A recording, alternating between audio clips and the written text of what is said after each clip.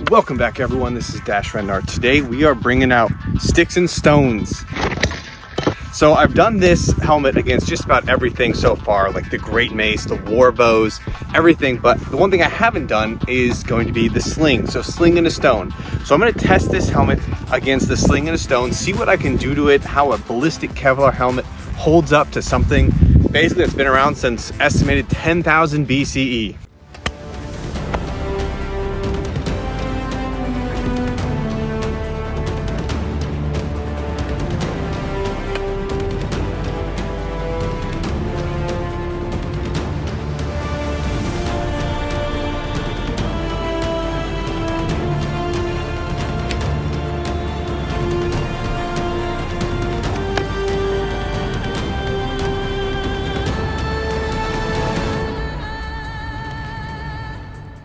I'm going to start off here with the Kevlar helmet, see how it does, see what kind of impact it can take and what it looks like coming from someone like me using a sling, and then we'll move on to some different things here and there, but goal is just to have some fun and cause some destruction.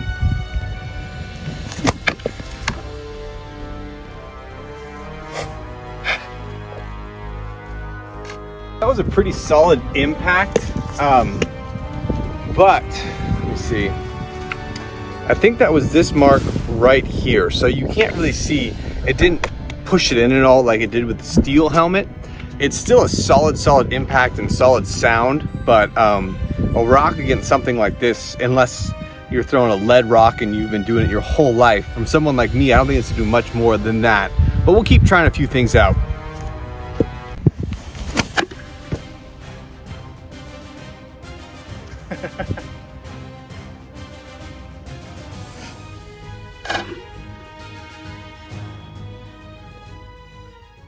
Saw the impact from further away. What I'm going to do this time is put it a little bit closer with some high-speed camera and just kind of see what that looks like as far as impact force.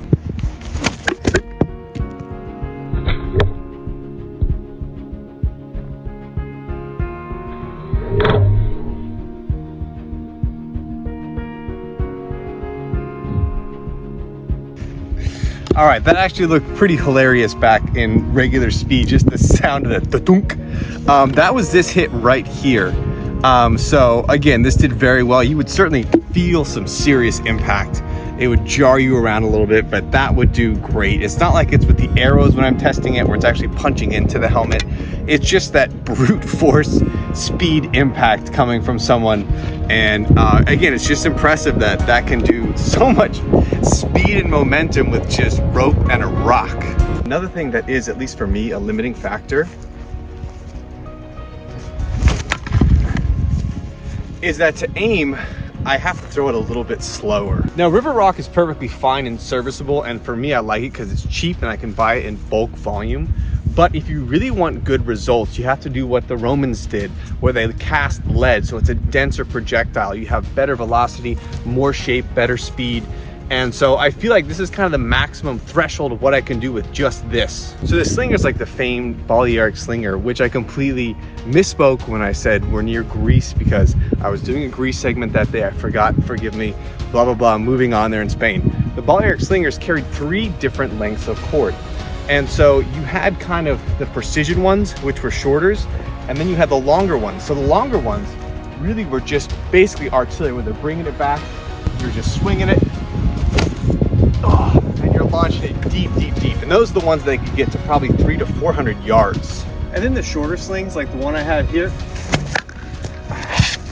would be used when things got closer, because they have less rotational energy, which means there's less force behind the throw, but they're a lot easier to aim with than a longer sling. So there you have it, folks.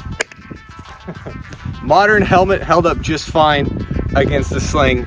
Again, I'm not the world's best slinger. There's people that have more power than I do, I'm sure, but I just don't see there's a way a large object like that is going to cause any significant damage more than just chipping it off here and maybe some concussive force. If you guys enjoyed it, I hope you did. Tons of fun. The sling's always a great toy to bring out, and I love to practice with it. So I hope you enjoyed doing it, because it was just a blast to be out here and just get some sling practice in.